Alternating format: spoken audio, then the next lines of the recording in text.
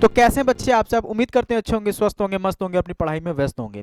जैसे कि बच्चे आप सभी को पता है, अब हम लोगों के पास ज़्यादा टाइम नहीं बाकी है।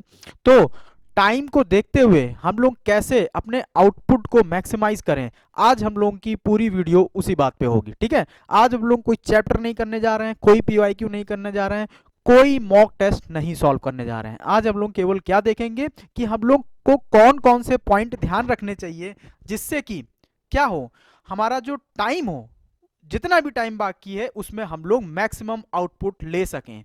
क्यों? टाइम तो सबके लिए बराबर ही है। 15 तारीख से एग्जाम स्टार्ट है, तो इसमें से काफी बच्चे ऐसे भी होंगे जो स्टार्टिंग से पढ़ रहे होंगे, प्रॉपर चीजें लेके चल रहे होंगे। काफी बच्चे ऐसे होंगे जिन्होंने पहले से ना थोड़ी मस्ती उस्ती करके अभी लास्ट में, मतलब अक्टूबर नवंबर में स्टार्ट किया होगा। और काफी बच्चे ऐसे भी होंगे जिन्होंने अभी जनवरी में स्टार्ट किया है, और जनवरी में स्टार्ट करते ही उनको पता चला कि भाई ये क्या हो रहा है। क्योंकि ये हम सभी को पता है, जब तक ना पढ़ो तब तक तो लगता है एवरीथिंग इज ओके, बहुत ही बढ़िया है, कुछ नहीं है। और अगर कम टाइम बचा है और आप पढ़ने लगे तो भाई माथा पच्ची होनी है। तो अब क्योंकि उस बच्चे को भी नहीं छोड़ा जा सकता है। ठीक है, हमको उसको भी लेके चलना है। तो हम लोग क्या देखते हैं पॉइंट्स में, मैं उसको लेके आया हूं कि आप लोग अगर ये पॉइंट्स ध्यान में रखते हुए अपनी तैयारी को करोगे, मॉक टेस्ट पीवाईक्यू सॉल्व करोगे, तो बच्चा मानो कि मैं ये नहीं कह रहा हूं कि यहाँ पे जितने बच्चे होंगे सबके ही क्या 95+% आ जाएंगे, सबके ही 95% प्लस नहीं आएंगे। क्यों? क्योंकि बच्चा देखो, जो स्टार्टिंग से मेहनत कर रहा है और आप में अंतर तो होगा ही। क्यों? वो स्टार्टिंग से चीजों को लेके आ रहा है, प्रॉपर चीजें कर रहा है। आपने अभी हाल ही में स्टार्ट किया, 2-3 महीना, 1 महीना पहले स्टार्ट किया है।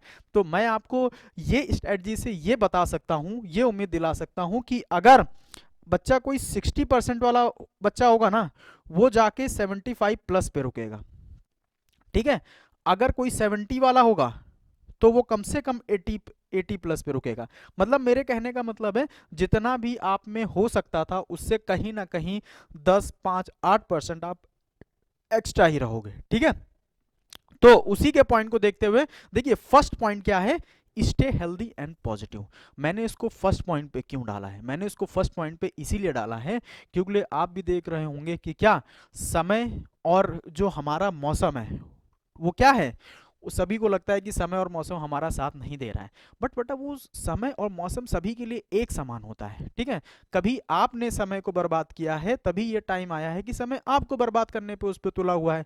तो उस चीज को मद्देनजर रखते हुए, मौसम को ध्यान में रखते हुए, थोड़ी बहुत हम लोगों को एक्सरसाइज भी डेली करनी है, और थोड़ी बहुत हम लोग को क्या करना है, पढ़ाई को भी लेके हुए चलना है। ये नहीं कि मौसम को देख के हुए हम लोग पढ़ाई को क्या पीछे छोड़ दें, नहीं, एक्सरसाइज भी करना है और प्रॉपर अपने मील, अपनी डाइट को भी फॉलो करना है। मतलब डाइट का बोले तो यहाँ पे कोई आपको डाइट के लिए प्रॉपर चार्ट मत इसमें बना के चलना। कुछ लोग फिर कहें अरे पहले प्रॉपर डाइट बना लेते हैं, टाइम टेबल भाड़ में गया।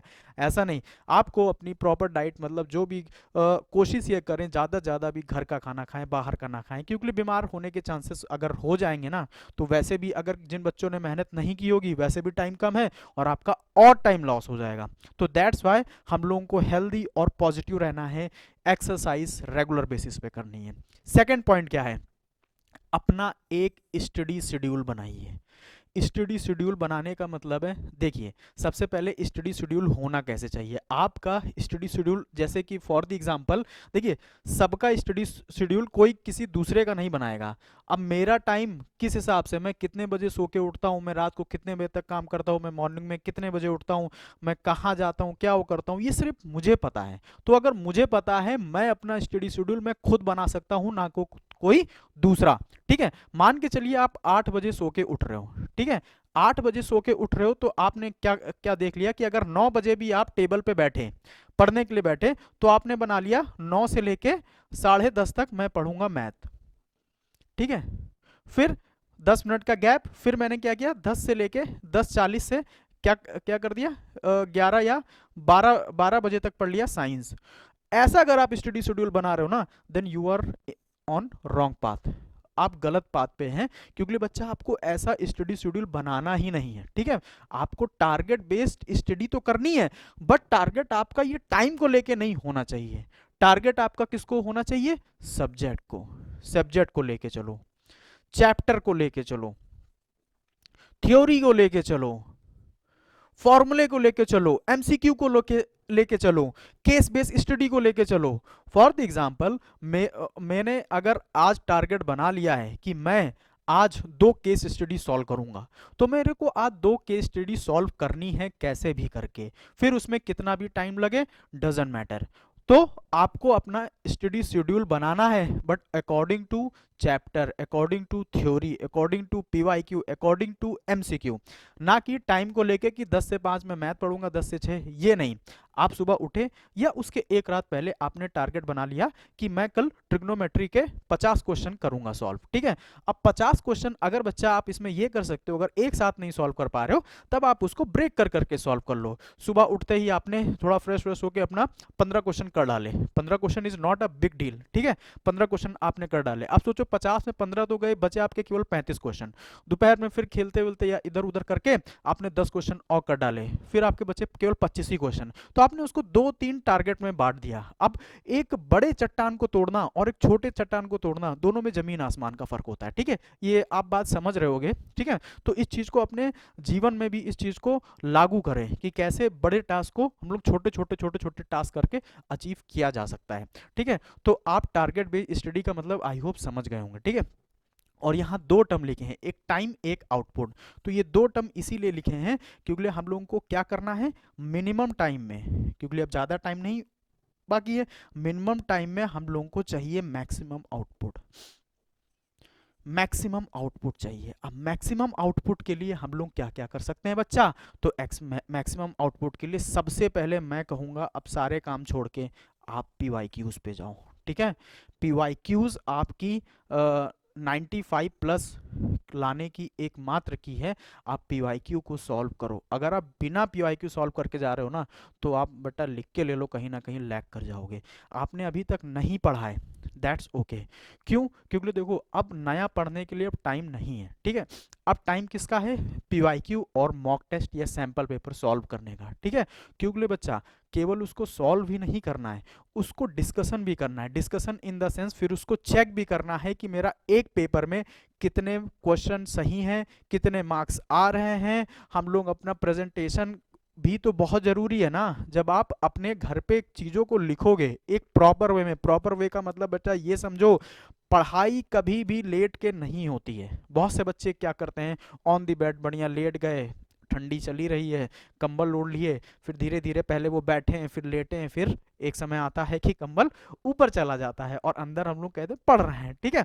वो निद्रा आसन चल रहा है, व्यायाम चल रहा है, ठीक है। तो ऐसा कतई नहीं वो करना है, आपको पढ़ना है डेडिकेटेड होके, जैसे कि हम लोग पढ़ाई करते हैं चेयर टेबल पे बैठ के, वैसे आपको पढ़ाई करनी है, ठीक है। क्योंकि अगर आपका पोस्चर सही होगा तभी जाके आप लॉन्ग टाइम तक पढ़ाई कर सकते हो, वरना फिर वही होगा 10-15 मिनट में आप एग्जॉस्ट हो जाओगे। तो मेरी बात आप समझ रहे होगे, मिनिमम टाइम में मैक्सिमम आउटपुट के लिए हमको पीवाईक्यू सॉल्व करना है, पीवाईक्यू मॉक लगाने हैं मैक्सिमम, वो सॉल्व करके और डिस्कशन करके। आप पेपर तो मान लो आपने जो टाइम शेड्यूल किया है आपने उस टाइम पे पेपर खत्म कर लिया। अब उस पेपर खत्म करने के बाद जब आप अपनी कॉपी चेक करने बैठोगे ना, जब आप आंसर चेक करोगे तब आपको टाइम लगेगा, तब आपको पता चलेगा कि मेरी गलतियां कहाँ हैं, मैं इस गलतियों को कैसे पेपर में सुधारूंगा। और बच्चा काफी बच्चों के ये कहते हैं ऑफलाइन में कि अरे सर ये तो मैंने ऐसे ही किया है और मैं इसको पेपर में जाके सही कर लूंगा, ठीक है, पेपर में जाके सही तरीके से लिख लूंगा। तो मेरी एक बात यहां और ध्यान देना, आपकी जो आदत अभी बनी है ना, वही आदत आप पेपर में लेके जाओगे, ठीक है। जो भी आदत बनी है, चाहे वो प्रेजेंटेशन की बात हो, चाहे वो कैलकुलेशन की बात हो, चाहे वो लिखने के तरीके की बात हो, वहां पे जाके क्या आपके अंदर किसी टॉपर की आत्मा नहीं आ जाती है, ठीक है, कि आप कुछ अलग कर लोगे, वही आदत होगी। तो उसी आदत को क्यों ना हम लोग पहले से सुधार के चलें, ठीक है। कैसे अपने प्रेजेंटेशन को करें, कैसे हम लोग अच्छे अच्छे वर्ड्स को चूज करके अच्छे वे में लिखें, कैसे हम लोग कैलकुलेशन को साफ तरीके से करें, ठीक है, ताकि जो एग्जामिनर हो उसको भी कॉपी चेक करने में दिक्कत ना हो और उसके माइंड में एक आपके लिए अच्छी इमेज बन जाए, ठीक है। मेरी बात समझ रहे हो ना आप। नेक्स्ट देखते हैं क्या है, 2 पॉइंट आप अच्छे समझ गए होंगे। तीसरा पॉइंट क्या है, आपकी टेक्स्ट बुक। टेक्स्ट बुक का मतलब हो गया जो आपकी एनसीईआरटी है। एनसीईआरटी को बिना सॉल्व करके तो जाना ही नहीं है, वो भी एक बार नहीं, आप कोशिश करें कि इसको मल्टी टाइम करें, कम से कम 2 बार तो ख़त्म करें ही, ठीक है। अभी आपके सिलेबस में काफ़ी चीज़ें रिड्यूस भी हो गई हैं, ये आप सब भी जानते हो। जब चैप्टर हमारे काफ़ी थ्योरी रिड्यूस हो गई है तो ऑब्वियस सी बात है कि चैप्टर में हम लोगों को उतनी चीज़ें नहीं पढ़नी है, और जब उतनी चीज़ें नहीं पढ़नी है तो हम लोग अपनी टेक्स्ट बुक को 2 बार तो एटलीस्ट ख़त्म कर ही सकते हैं, समझ रहे हो ना। और जो भी चैप्टर आपके हों, जिस भी चैप्टर में बैकलॉग हों, और जो भी चैप्टर आपको अच्छे से आते हों, दोनों को मास्टर्स करके जाना है, at least from your text book, ठीक है। उसको तो मास्टर करके जाना ही है, उसके सिवा कोई और नहीं है। उससे फायदा क्या होगा, आप देखो, आपने टेक्स्ट बुक खत्म किया, टेक्स्ट बुक के बाद जब आप पीवाईक्यू लगाओगे, जब आप सैंपल लगाओगे, ठीक है, जब आप मॉक दोगे, तब आप देखोगे क्या कि जो इसमें हम लोग ने जो क्वेश्चन पढ़ा, जिस टाइप का क्वेश्चन पढ़ा, वही सब क्वेश्चन इसमें भी रिपीटेड हैं। और जब रिपीटेड होंगे, जब आप इसका डिस्कशन या कॉपी चेक करोगे ना, जब आप इसको डिस्कस या फिर कॉपी चेक करोगे ना, तब आप पाओगे भाई आपकी जो मतलब मास्टरिंग है वो इतनी इनहेंस हो जाएगी ना कि आप उसका अंदाजा भी नहीं लगा सकते। जब आप पेपर में बैठोगे ना, तब आपको ऐसा फील होगा भाई साहब ये क्वेश्चन तो मैं कर चुका हूँ, ये क्वेश्चन तो मैं देख चुका हूँ। तो उसमें आप सोचोगे नहीं, केवल आपका हाथ चलता रहेगा, ना कि आप वहां जाके पंखे गिन रहे होगे। मेरी बात को समझ रहे हो ना, ध्यान से कर। उसके बाद जितने भी कॉन्सेप्ट हैं आपके, ठीक है, कॉन्सेप्ट कॉन्सेप्ट को ध्यान रखिए, ठीक है। कॉन्सेप्ट आपकी रियल पावर है।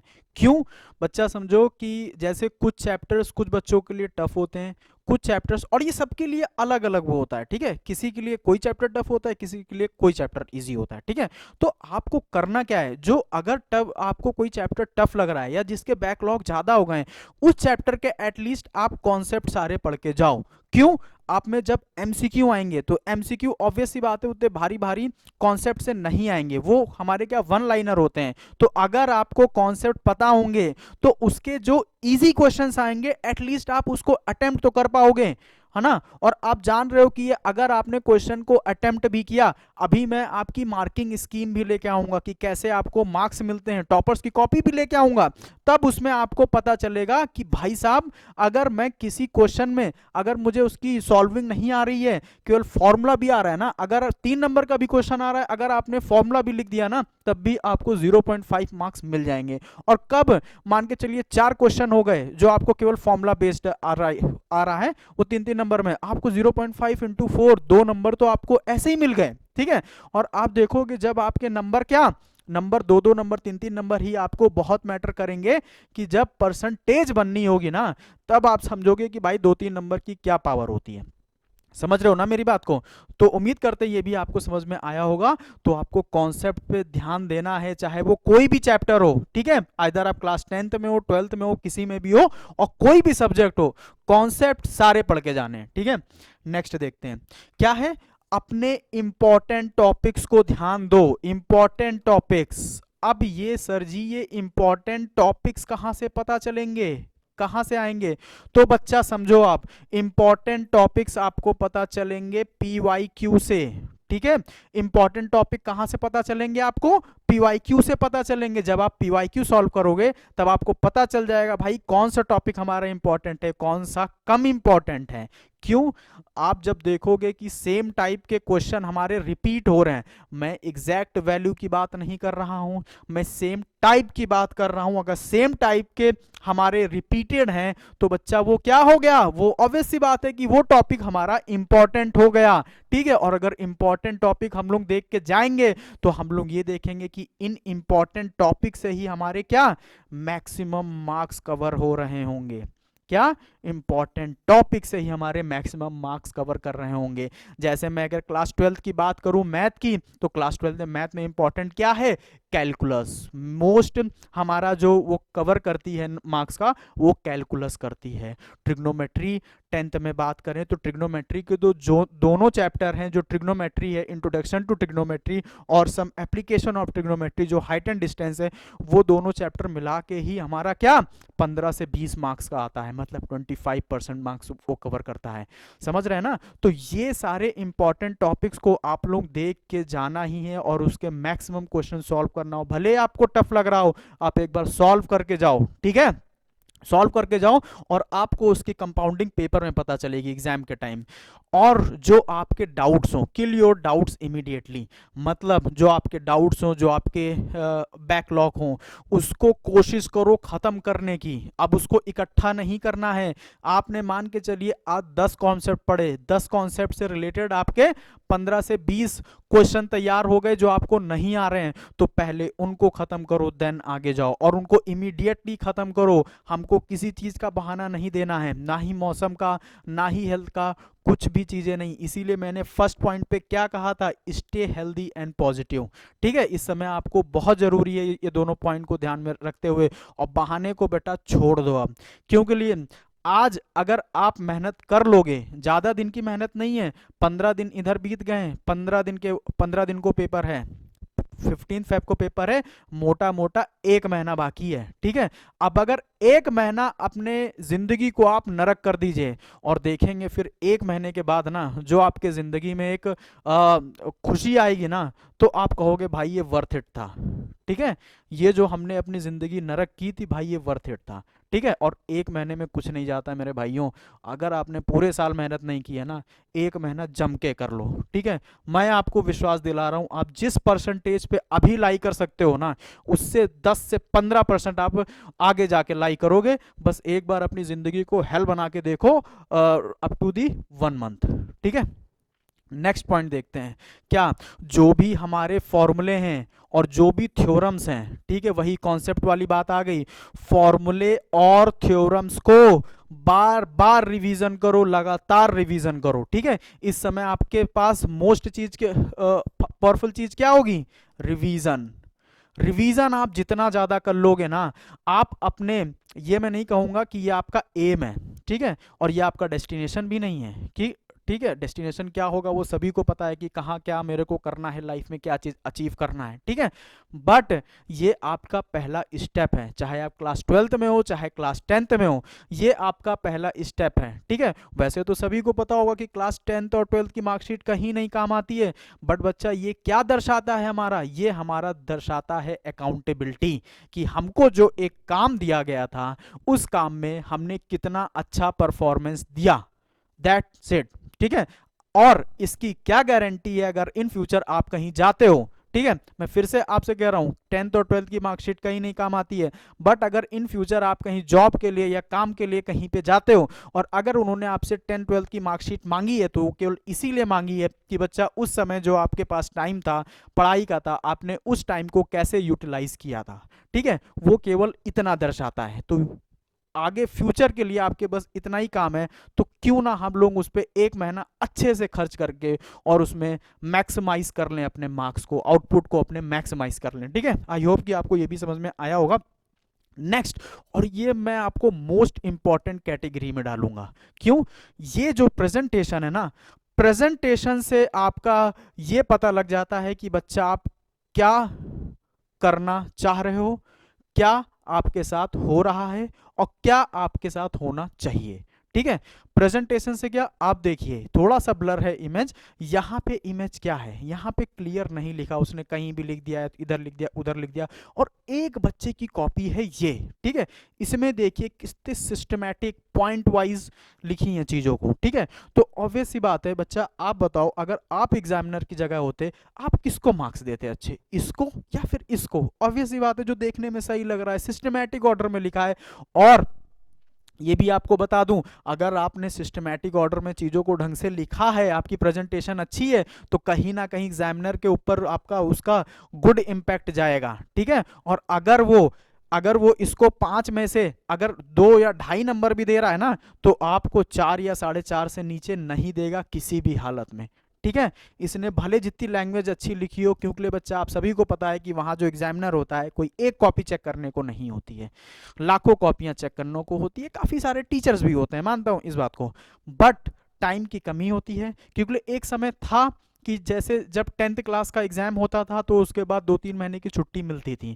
अब ऐसा नहीं है। अब देखो स्कूलों में क्या हो रहा है कि 10th क्लास का एग्जाम हो गया और 11th क्लास का सेशन चालू हो गया है, ठीक है। तो उस चीज़ को मद्देनजर रखते हुए आप लोगों को प्रेजेंटेशन अपनी अच्छी रखनी है, जितनी मैक्सिमम हो पाए। ये सभी से बोल रहा हूँ, आपकी राइटिंग नहीं अच्छी है तो अभी राइटिंग सुधारने का वक्त नहीं है। 1 महीने में आप सब कुछ नहीं कर सकते हो, बट आप क्या कर सकते हो, अपनी प्रेजेंटेशन को अच्छी रख सकते हो। आपने जो भी आंसर लिखा उसके नीचे अंडरलाइन कर दी, ठीक है। अंडरलाइन के बाद क्या चीज हुआ, पहले आंसर से दूसरे आंसर में डिफरेंस हो गया, हमको पता चल गया कि ये आंसर कौन सा लिखा है। तो टीचर को भी आसानी होगी। तो टीचर क्या होगा, एक तरफ से उसको फील गुड होगा, फील गुड होगा तो वो रिलैक्सेशन में कॉपी चेक करेगा, रिलैक्सेशन में कॉपी चेक करेगा तो आपकी प्रोबेबिलिटी बढ़ जाएगी टू मैक्सिमाइज योर स्कोर।